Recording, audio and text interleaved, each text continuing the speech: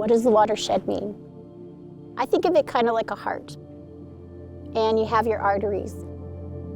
And you have your water that swims through the arteries that feeds everything.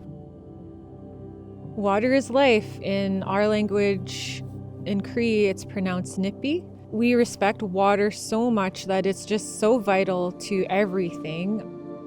Humans, First Nations, animals, the fish, the fowl, birds, everything depends on water. We really need to start making sure that we are protecting water for our future generations, for our grandkids.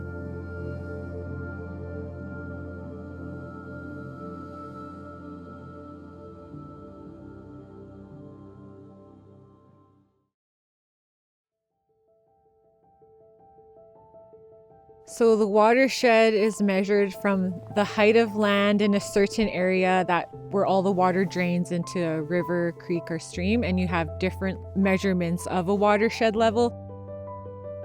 3 Treaty 8 First Nations, McLeod Lake Indian Band, Saulteau First Nation, West Moberly First Nation, been working for decades to protect the Kunuso-Sipi Wutongasagi Murray River watershed, and also to understand the effects of all the activities in the watershed, because it is a very busy watershed and the water and tributaries and the main stem have been affected over those decades. So there was concern with the Murray River in respect to cumulative impacts occurring with multiple mines, industry, forestry affecting the water quality of the Murray. We've always had an issue with that because of the fish that are in the stream. How can they continue doing their fish runs and the spawning and all of that with certain contaminants coming in that are being introduced that we've never had before? So there's a lot of changing in the watershed with industry development.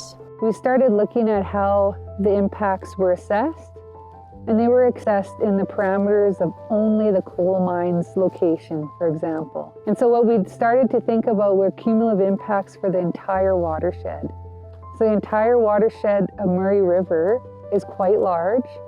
There's many points of impacts, and the area is encompassing, the whole area is overlapping the Treaty 8 territory. Previous studies and assessments in the watershed really focused on Western values and Western science, and getting the Indigenous Watershed Initiative grant funding enabled not only the establishment of a government-to-government partnership table, but also an assessment of the watershed that took a whole of watershed approach through an Indigenous lens with Indigenous knowledge included and Indigenous values. And this was very unique and something the nations had been working towards and wanting to do for more than 10 years. So we were grateful to have the grant to enable this really unique and Indigenous-led work to go ahead. We ended up hiring our own technical consultant, someone that was more in line with our First Nation values, and how can they get that translated into like a Western science perspective. Some of the work that we are doing on the Murray River watershed would be looking at it from a treaty rights lens. We have the right to clean, fresh drinking water. Our communities have always had that right. In some of the work that we do, one of our elders talks about, can you dip the cup in water? Can you just drink it freely in any creek? Something that communities can do anymore. We can't just dip a cup in water and drink from it. I think it's often difficult for most Western scientists to understand what is lost when Indigenous values and Indigenous knowledge is not included in studies or assessments or decision making. And I think a good example that brings this to light is drinking water.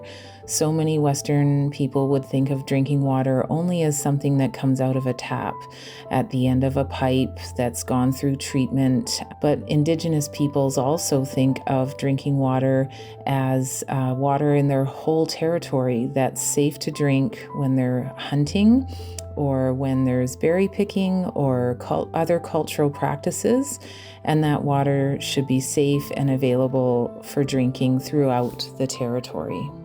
We've been seeing like that Western science data, but now if we can combine that with our First Nation values assessments, then kind of marry the two and then make the province again understand a little bit better about how we identify the health of the watershed. We need to invest in our future and our water, and I think we are moving in the right direction. We've seen a lot of improvement. But that's why water is life.